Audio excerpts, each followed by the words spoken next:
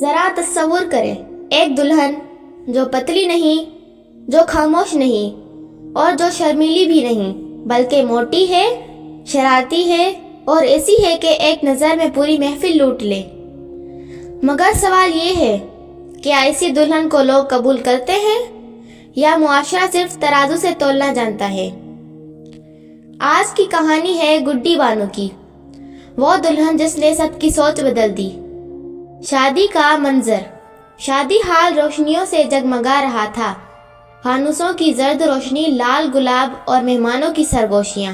اور پھر سب کی نظریں ایک ہی سمت مڑ گئیں، لال جوڑے میں ملبوس، گول مٹول سی گلابی گالوں والی، یہ تھی گڈی بانو۔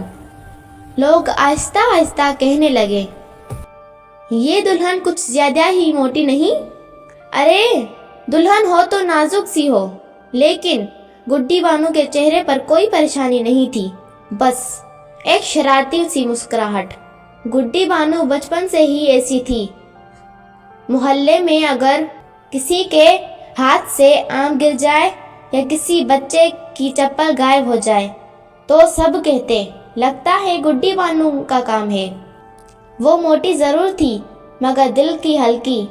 امی ڈانٹتی، بیٹا تھوڑا سنبھل کر رہا کرو، اور گڈی بانو ہنس کر کہتی، امی ہنسی بھی تو عبادت ہے نا۔ جب شادی کی بات چلی تو کچھ لوگ پیچھے ہٹ گئے، لڑکی اچھی ہے مگر موٹی ہے۔ یہ سب باتیں گڈی بانو کے دل تک بھی پہنچی۔ وہ رات کو آئینے کے سامنے کھڑی ہوئی، خود کو دیکھا اور آہستہ سے کہا، میں اللہ کی بنائی ہوئی ہوں اور اللہ کی بنائی ہوئی چیز کبھی غلط نہیں ہوتی۔ وہ دن جس دن سب خاموش ہو گئے، نکاح کا دن آیا۔ گڈی بانو نے لال جوڑا پہنا، بھاری زیور اور سب سے بھاری اس کا اعتماد۔ جیسے ہی وہ اسٹیج پر آئی، محفل خاموش ہو گئی۔ کوئی اس کے وزن کو بھول گیا، کوئی اس کی آنکھوں کی چمک میں کھو گیا۔ اور پھر گڈی بانو نے اپنے بھائی کی طرف دیکھ کر شرارت سے آنکھ ماری۔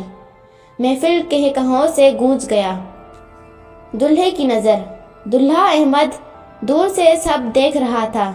وہ سوچ رہا تھا، یہ لڑکی صرف دلہن ہی نہیں، یہ خوشی ہے، یہ زندگی ہے، یہ ہنسی ہے۔ گڈی بانو جب سسرال پہنچی تو ساتھ لائی ہنسی، شرارت اور محبت۔ بچے اس کے گرد گھومتے، وہ سب کو کہانیاں سناتی، سب کو ہنساتی۔ اب کوئی نہیں کہتا تھا یہ موٹی ہے، کیونکہ سب کہہ رہے تھے یہ دل کی کتنی خوبصورت ہے۔ یہ کہانی ہمیں سکھاتی ہے، خوبصورتی سائز میں نہیں، دلہن ترازو سے نہیں تولی جاتی۔ اصل خوبصورتی اعتماد ہے، اصل حسن دل کی صفائی ہے۔ اور یاد رکھیں، کچھ دلہنیں صرف جوڑا پہنتی ہیں اور کچھ دلہنیں پورے گھر کو سجا دیتی ہیں۔